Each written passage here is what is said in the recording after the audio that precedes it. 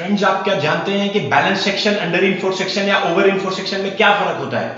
So friends, आपके लिए मैं लेके आया हूं कुछ ऐसे सिविल इंजीनियरिंग के दांव पेच जो कि आपके लिए बहुत ज्यादा जरूरी है अगर आप आईईएस, गेट या SSC, SDO, assistant engineer, junior engineer या इनमें से किसी भी एग्जाम की प्रिपरेशन कर रहे हैं। सो सिविल इंजीनियरिंग के मैं कुछ दांव पेच आपको सिखाऊंगा। ऐसी बहुत सारी वीडियोस में डालूंगा अपने इस चैनल पर, तो अगर आप इस वीडियो को देखना चाहते हैं तो जल्दी से बने रहें। मैं आपको वादा करता हूं आपके साथ इन लेस देन 10 मिनट्स मैं आपको बहुत इंपॉर्टेंट कंसेप्ट सिखाऊंगा जो कि है what is the difference between balance section, under enforce section and over enforce section. RCC में स्टूडेंट्स मेरे पास जल्दी से बहुत बार पूछते हैं कि सर इसका बेसिक मीनिंग समझ में नहीं आता।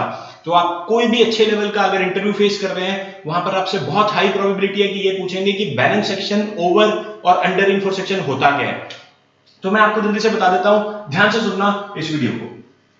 तो सबसे पहले हम देखते हैं बैलेंस सेक्शन या ओवर रीइंफोर्स सेक्शन या अंडर रीइंफोर्स सेक्शन। ये तीन तरह के सेक्शंस हैं जो कि आरसीसी में देखे जाते हैं। फ्लेक्सुरल सेक्शंस हैं ये।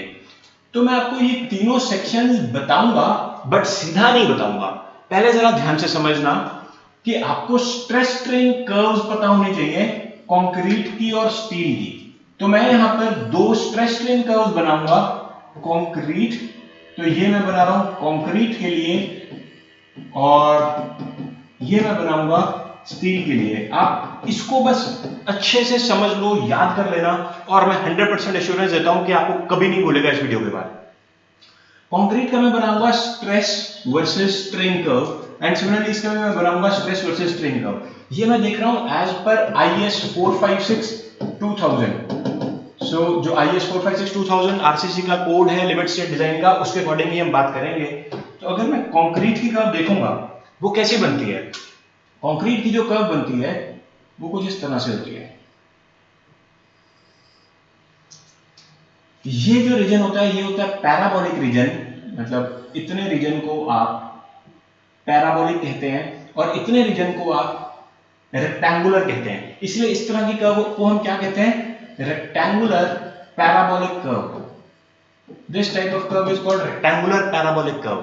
तो आपको बस क्या ध्यान में रखना है कि ये जो पोर्शन है ये हॉरिजॉन्टल होता है। तो और ये जो स्ट्रेस है ये होता है 0.446 FCK। FCK क्या होता है? Characteristic strength of concrete. तो ये है 0.446 FCK। ये ओरिजिन से स्टार्ट हो रही है और अब मेरे को स्ट्रेन की बारी करनी है। तो स्ट्रेन ये कितना होगा? 0.002 और ये होता है 0.0035। ये समझ गए? बस आपको ये याद रखना है कि ये स्ट्रेस कितना है 0.446 FCK, ये है 0.002 और ये है 0.0035। तो ये हो गया कंक्रीट की कर्व को। फिर बात करूंगा स्टील की कर्व के साथ। अब जो स्टील की कर्व है वो ऐसे होती है। ये हम बात कर रहे हैं आईएस 456 2000 के हिसाब से। तो इस तरह की कर्व को कहते हैं बाइलीनियर। जैसे यहां पर क्या कहते थे? रेक्टेंगुलर पैराबोलिक, क्योंकि रेक्टेंगल था और फिर पैराबोला भी था। ये बाइलीनियर है, दो स्ट्रेट लाइंस मीट करती हैं। ठीक है, तो अगर मैं ये स्ट्रेस देखूंगा, ये जो स्ट्रेस होता है ये होता है 0.87 FY। ये मैं आपको आइडियलाइज्ड स्ट्रेस स्ट्रेन कर्व्स बता रहा हूं, मतलब यहां पर पार्शियल फैक्टर ऑफ सेफ्टी सब कुछ लग चुका है।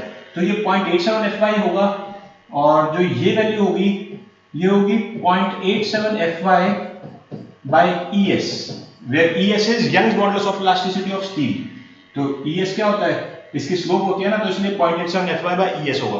अब जरा ध्यान से सुनिएगा, हम कंक्रीट और स्टील की स्ट्रेस स्ट्रेन कर्व्स इसलिए देख रहे हैं क्योंकि हमें डिफाइन करना है बैलेंस सेक्शन क्या होता है, ओवर इनफोर्स सेक्शन क्या होता है और अंडर इनफोर्स सेक्शन क्या होता है। अब दोनों में से इनकी परमिसिबल स्ट्रेन की लिमिट है। What is the limit of permissible strain, मतलब मैक्सिमम स्ट्रेन कितना लिया जा सकता है। तो मैं इसको ब्लैक कलर से दिखाऊंगा। मैक्सिमम परमिसिबल स्ट्रेन अगर मैं कंक्रीट में देखूंगा तो वो होता है 0.0035। मतलब इनिशियली जब एक बीम अनलोडेड है, जब आरसीसी की बीम पे कोई भी तरह का लोड नहीं आया तो उस पर स्ट्रेन कितना है? कंक्रीट में स्ट्रेन है 0। जैसे जैसे आप लोड डालेंगे कंक्रीट में स्ट्रेन बढ़ता जाएगा, बढ़ता जाएगा, बढ़ता जाएगा और ये मैक्सिमम कहां तक अलाउड है, कहां तक जा सकता है? ये जा सकता है 0.0035 तक।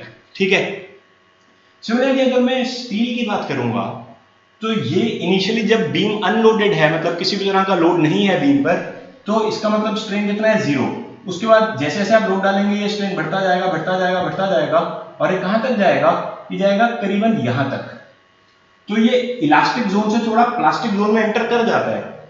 ये वैल्यू कितनी होती है जो टोटल बनाया है, ये होता है 0.87 Fy/ES प्लस 0.002।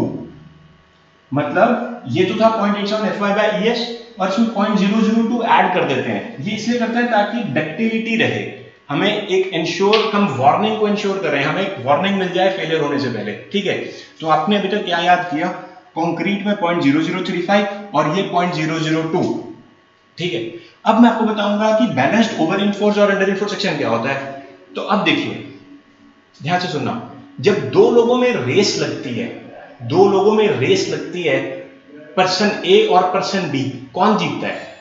या तो पर्सन ए जीतेगा या पर्सन बी जीतेगा या टाई हो जाएगा, ऐसे ही होगा ना। मान लो दोनों में 100 मीटर की रेस लगी, तो पर्सन ए जीतेगा या पर्सन बी जीतेगा या दोनों में टाई हो जाएगा। सिमिलरली आरसीसी में भी कंक्रीट और स्टील में रेस लगी।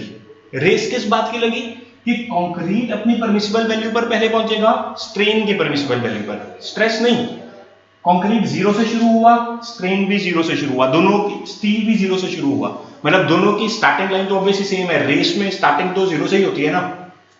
तो कंक्रीट भी यहां पर था, स्टील भी यहां पर था। अब कंक्रीट ने यहां से ऐसे भागना शुरू किया, ऐसे भाग रहा है भाग रहा है भाग रहा है भाग रहा है भाग रहा है, यहां ये उसकी फिनिशिंग लाइन है, स्टील की फिनिशिंग लाइन है ये 0.87 Fy/ES प्लस 0.002। अब दोनों में से कौन जीतेगा? तो देखना दोस्तों, अगर कंक्रीट जीत गया, अगर कंक्रीट जीत गया रेस, मतलब कंक्रीट अपनी परमिसिबल वैल्यू पर पहले पहुंच गया और स्टील अपनी परमिसिबल वैल्यू पर पहले नहीं पहुंचा, कंक्रीट पहले पहुंच गया, तो हम उसको कह देंगे ओवर रीइंफोर्स सेक्शन, मतलब कंक्रीट इज द विनर, ये जीत जाता है रेस, ओवर रीइंफोर्स सेक्शन कहेंगे। अगर स्टील जीत जाता है रेस, अगर स्टील अपनी लिमिट पर पहले पहुंच गया, स्टील रेस जीत गया, कंक्रीट पीछे रह गया, मतलब स्टील यहां पर पहुंच गया, कंक्रीट अभी 0.0035 पर नहीं पहुंचा, तो हम कहेंगे अंडर रीइंफोर्स सेक्शन, यानी कि यहां पर कौन जीत गया रेस, स्टील जीत गया। और थर्ड ऑप्शन क्या है कि टाई हो जाए, मैच टाई हो जाए, कंक्रीट और स्टील दोनों भाग रहे थे पर एक ही टाइम पर दोनों साथ में पहुंचे, साइमल्टेनियसली वो अपनी परमिसिबल वैल्यू पर पहुंचे। ऐसे में हम क्या कहेंगे कि बैलेंस हो गया, बैलेंस, यानी कि मैच क्या हो गया, टाई हो गया। तो कंक्लूजन कर देता हूं, ओवर रीइंफोर्स सेक्शन क्या होता है, एक ऐसा सेक्शन होता है जब कंक्रीट अपनी परमिसिबल लिमिट पर पहले पहुंचता है और स्टील अपनी परमिसिबल लिमिट पर नहीं पहुंचा होता। परमिसिबल लिमिट स्ट्रेन की देखी जाती है हमेशा। अंडर रीइंफोर्स सेक्शन उस सेक्शन को कहते हैं जब स्टील अपनी परमिसिबल लिमिट पर पहले पहुंचता है और कंक्रीट अपनी परमिसिबल लिमिट पर नहीं पहुंचा होता। बैलेंस सेक्शन हम उसको कहते हैं जब दोनों अपनी अपनी परमिसिबल लिमिट पर एक टाइम पर पहुंचते हैं, साइमल्टेनियसली पहुंचते हैं। तो ये तीन सेक्शंस हैं फ्लेक्सुरल सेक्शंस, जो कि IS 456-2000 इसके बेसिस पर डिजाइन करता है। तो आपको, आई एम श्योर, मैं आपको 100% एश्योरेंस देता हूं, बस आपको ये दोनों ग्राफ्स याद में रखने हैं और ये तीन डेफिनेशन बस याद में रखे हो, आपको ये कभी कंसेप्ट कभी नहीं भूलने वाला। तो अगर आपको ऐसा कंसेप्ट अच्छा लगा तो CIZplus.com पर जाकर CIZPLUS.com पर जाओ, ऐसी बहुत सारी वीडियोस मिली हैं, वहां पर पड़ी हैं, क्रिस्पी वीडियोस पड़ी हैं जिसमें सिविल इंजीनियरिंग के दांव पेज आपको सिखाता हूं मैं। और अगर आप GATE, IES, SDO, JEE, assistant engineer, SSC किसी की भी प्रिपरेशन कर रहे हैं तो CIZplus.com पर चले जाओ, वहां पर बहुत सारे कोर्सेज अवेलेबल हैं।